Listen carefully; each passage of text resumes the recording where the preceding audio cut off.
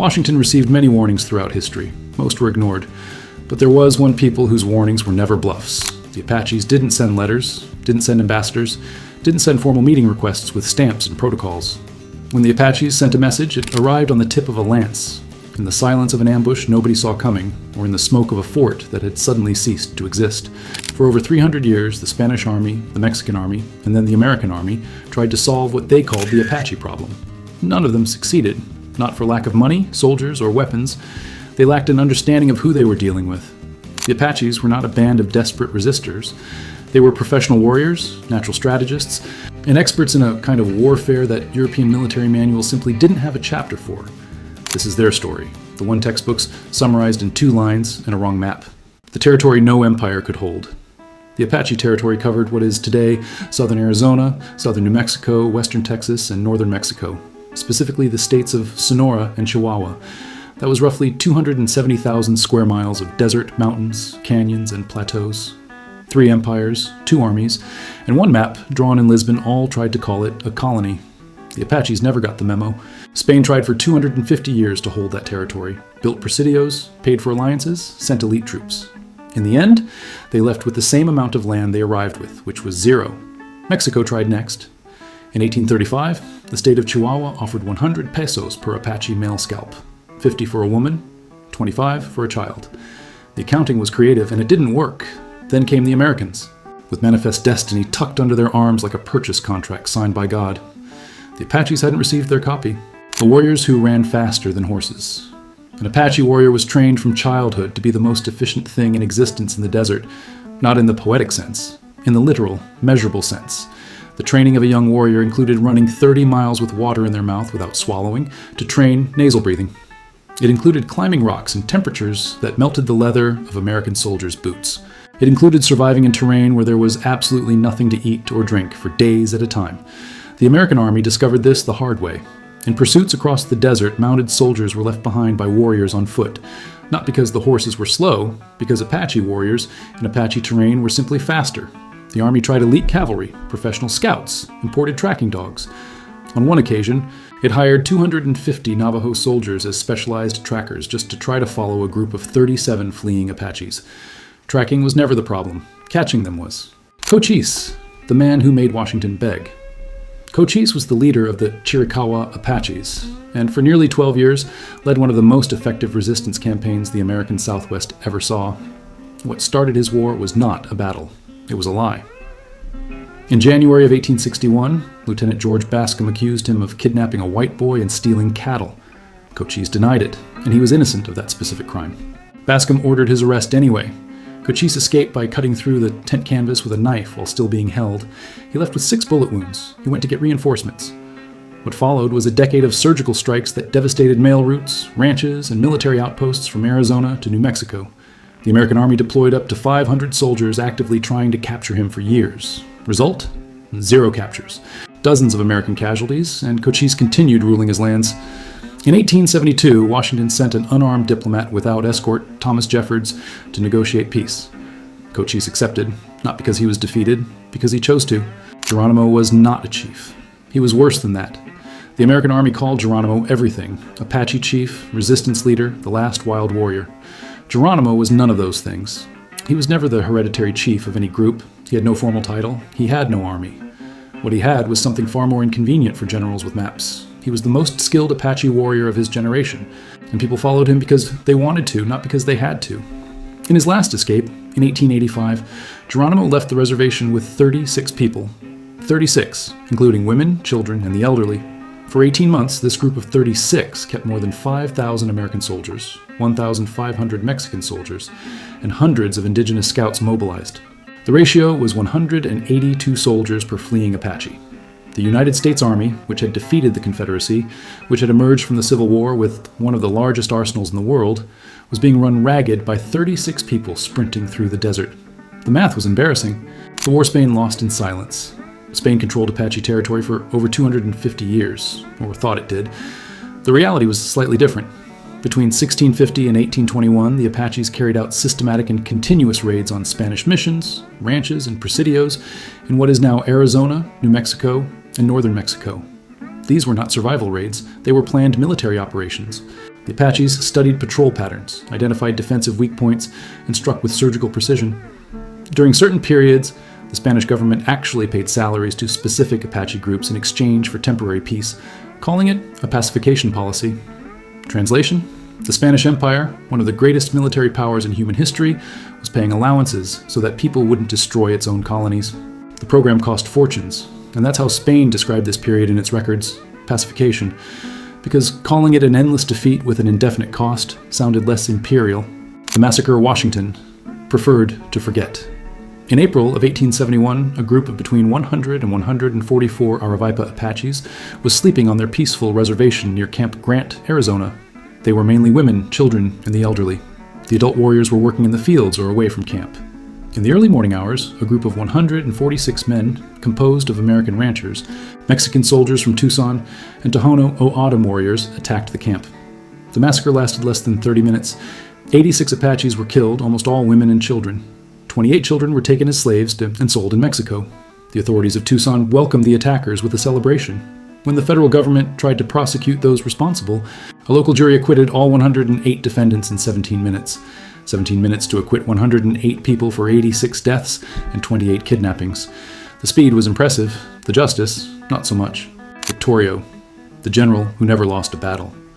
Victorio led the Cheyenne Apaches, and between 1879 and 1880 conducted what military historians describe as one of the most brilliant guerrilla campaigns in North American history. Over 14 months of operations, Victorio systematically defeated or evaded American and Mexican forces, totaling more than 2,000 soldiers. He used the terrain of Chihuahua and New Mexico like a living map that only he could read, moving his group of approximately 300 warriors, women and children, with a speed and silence that left military columns days behind. The American Army lost more than 80 soldiers and scouts trying to capture him. The American general in charge of the campaign requested additional support from the War Department multiple times. In October of 1880, Victorio died at Tres Castillos in Mexico, surrounded by Mexican forces and Tarahumara scouts. He was never captured. He never surrendered. He died in combat, which was exactly how he had chosen to live, a spy the Army never knew it had. The American Army used Apache scouts against other Apaches. It was common practice, a deliberate divide-and-conquer strategy that partially worked. What the Army didn't know was that some of those scouts were sending information back to the fleeing groups at the same time they were guiding military columns. The story of Apache scout Lozen is a documented example of this dual loyalty. Lozen was the sister of Victorio, a warrior and healer of the Cheyenne, and accompanied both Victorio's campaign and Geronimo's final resistance. She was never an American scout, but her story illustrates something broader. Apache intelligence was a permanent two-way street. The Army gained information. The Apaches gained information about the Army gaining information about them.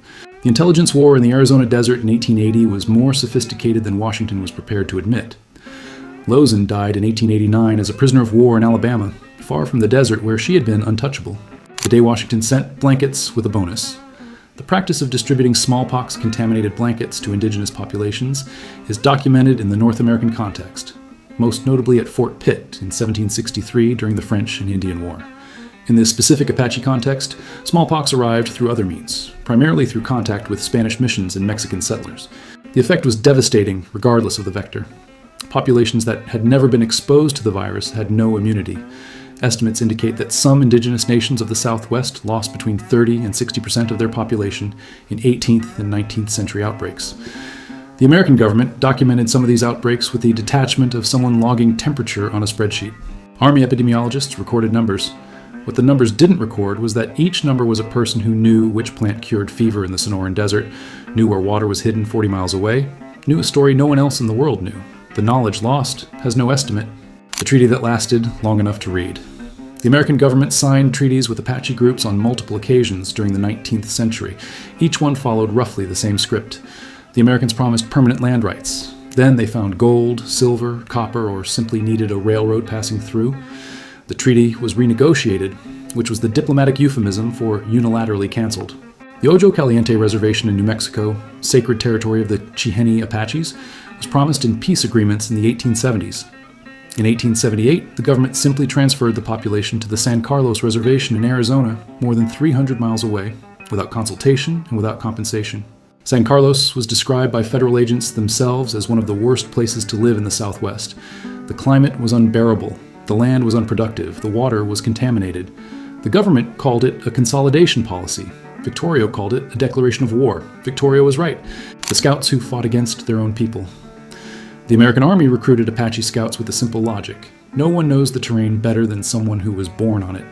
The program formally began in 1872 and continued until 1886. At certain points, there were more than 100 Apache scouts in active service with the Army. They received $13 a month, an American uniform, and the task of tracking and capturing members of their own nations. The situation was morally impossible from any angle. Some scouts used the service to protect families who had chosen reservation life. Others genuinely believed that resistance only prolonged suffering. Others simply had no economic alternative. When Geronimo finally surrendered in 1886, the American Army celebrated. Then, it arrested the Apache scouts who had helped capture him, along with their families, and sent everyone to the same exile in Florida. American gratitude had very clearly defined limits, a surrender that was not a surrender. In September of 1886, Geronimo surrendered to General Nelson Miles near Skeleton Canyon in Arizona. The agreement had clear terms. The Apaches would be sent to Florida for a maximum of 2 years, after which they could return to Arizona. It was a formal agreement, documented, signed by a general of the United States Army. Washington ignored it completely. Geronimo and his group were sent to Fort Pickens in Florida. The families were sent to Fort Marion, another point in Florida, separated from the warriors. Then they were transferred to Mount Vernon Barracks in Alabama, then to Fort Sill in Oklahoma.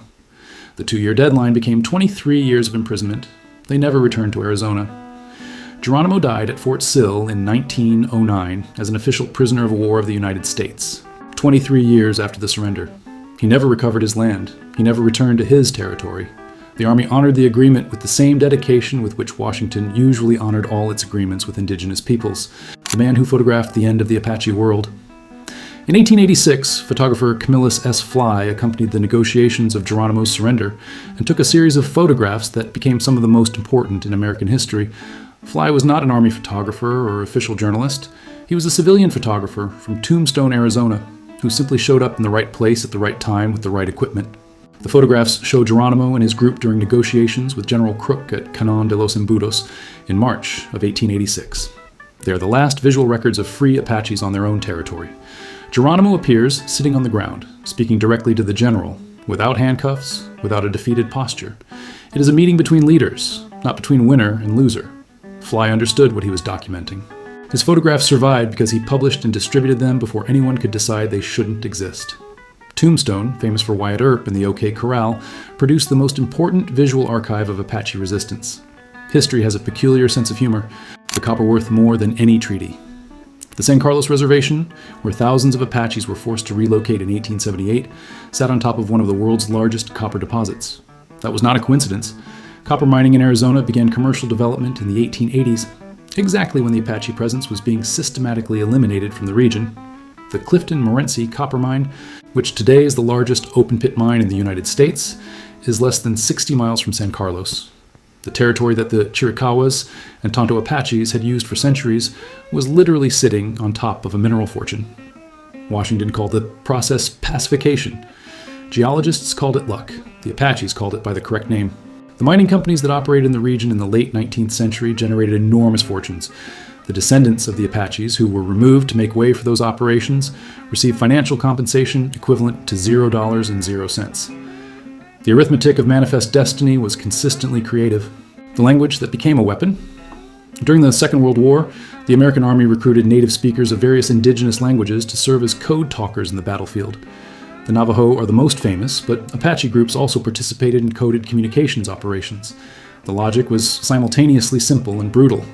The Apache language was incomprehensible to anyone who hadn't learned it since childhood. There was no dictionary. There was no written grammar. No Japanese or German linguist could have deciphered Apache transmissions, even with months to try.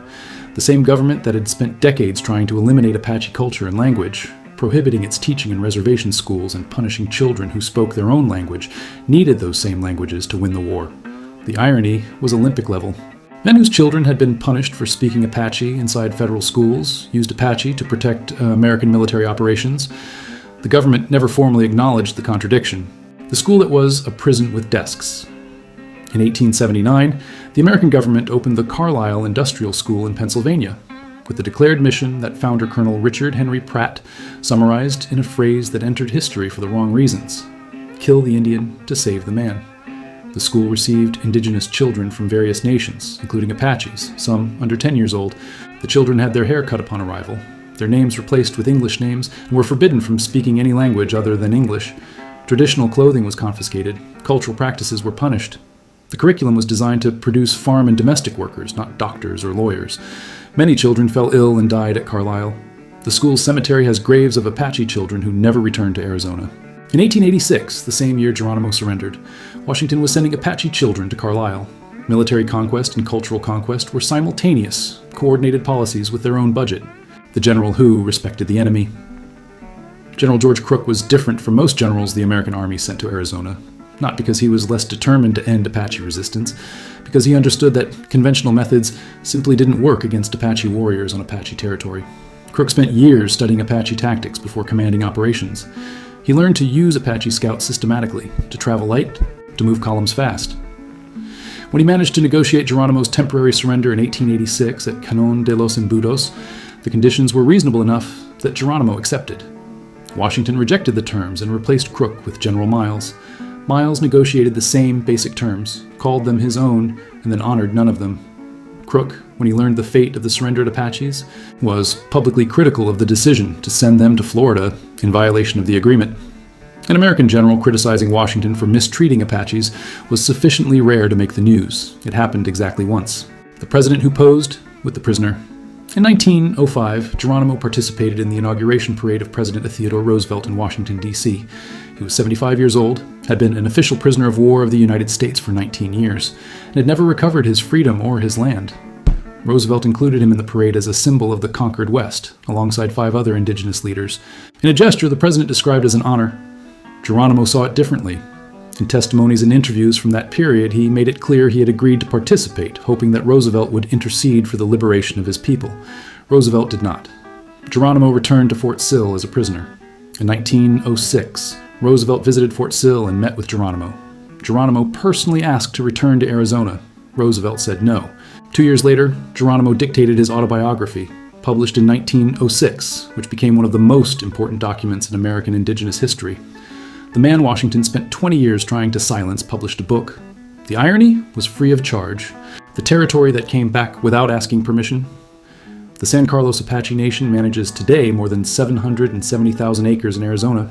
The White Mountain Apache Nation manages more than 1,600,000 acres.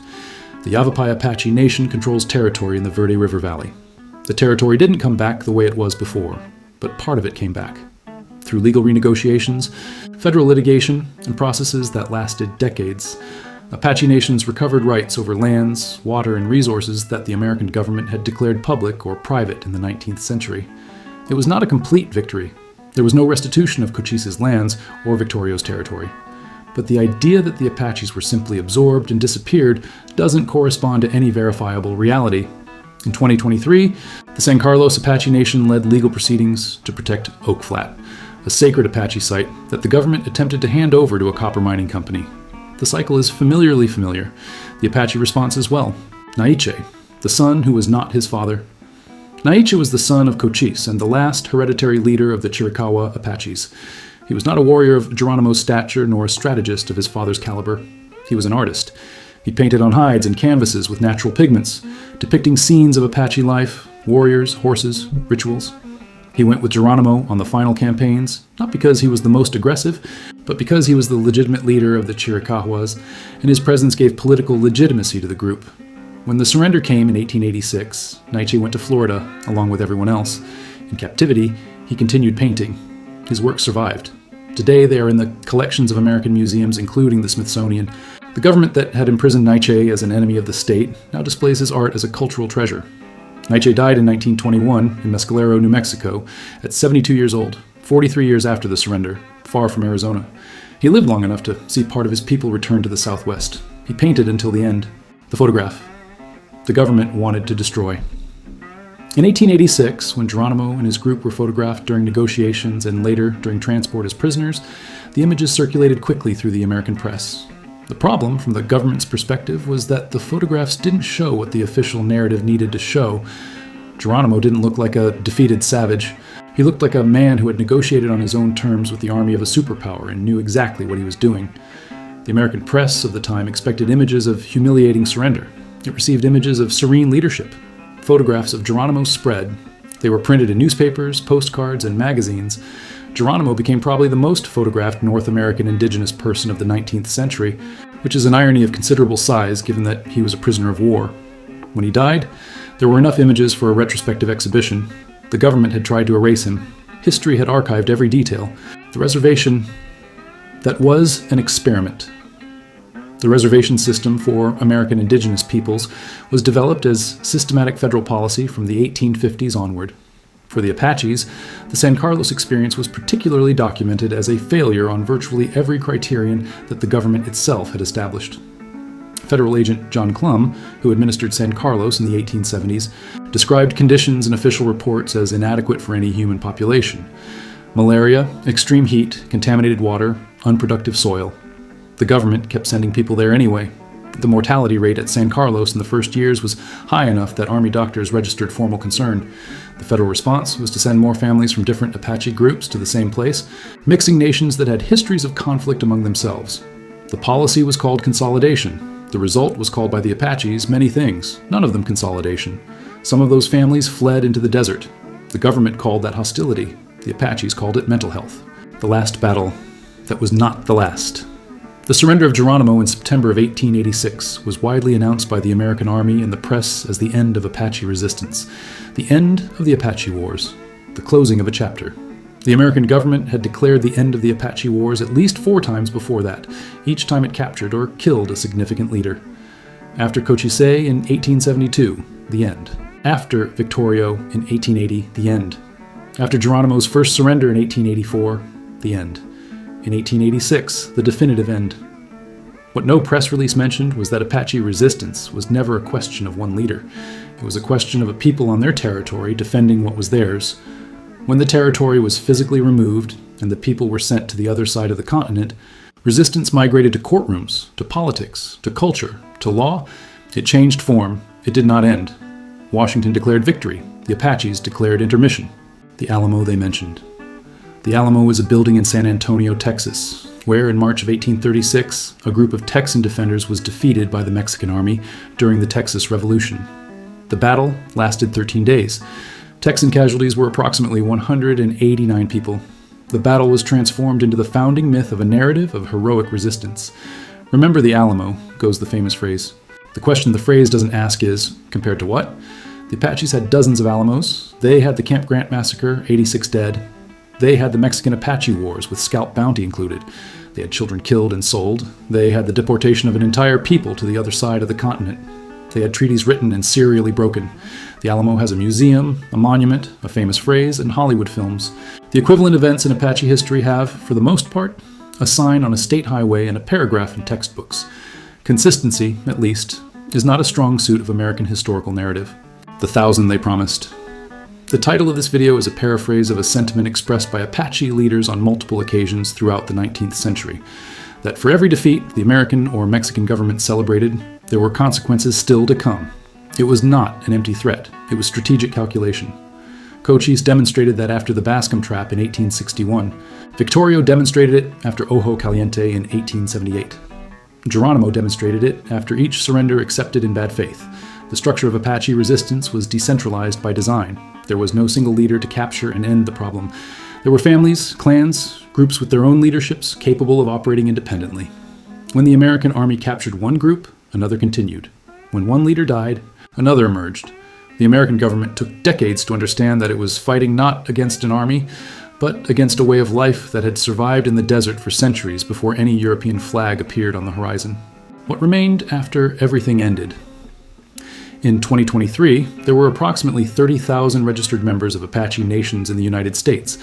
The Apache language is still spoken, though the number of native speakers is small and linguistic revitalization programs are underway on several reservations. The names of Cochise, Geronimo, Victorio, and Lozen are known globally, which is an involuntary victory of historical memory over erasure efforts. Cochise County in Arizona is named after the chief who made the American Army negotiate. Fort Bowie, which was the base of American operations against the Apaches, is today a National Historic Monument managed by the United States National Park Service, where visitors pay to walk the same terrain where American soldiers were repeatedly defeated. Geronimo has more licensed products bearing his name than many American presidents. The man the United States government kept imprisoned for 23 years is today a skydiving brand, a cinematic battle cry, and a military operation name. Washington tried to erase Geronimo. Geronimo outlasted Washington. The last thing. Geronimo said. Geronimo died on February 6, 1909 at Fort Sill, Oklahoma, of pneumonia after falling from his horse on a cold night. He was approximately 80 years old. He had been an official prisoner of war of the United States for 23 years. On his deathbed, according to accounts from family members present, he expressed regret for having surrendered. He said he should have fought until he died in the desert. It is not a happy ending. It was not designed to be. The 19th century Apache story is not a happy ending story. It is a story of extraordinary resistance against extraordinary force, of brilliant military strategy against unlimited resources, of a culture surviving decades of systematic elimination effort. What remained is not what should have remained, but it remained. Geronimo's descendants are alive. The language lives, partially. The memory lives completely. And every time someone shouts Geronimo before jumping from a plane, or reads the name in a history book, or visits Fort Bowie and walks through the desert where he ran faster than horses, something Washington tried to bury breathes again.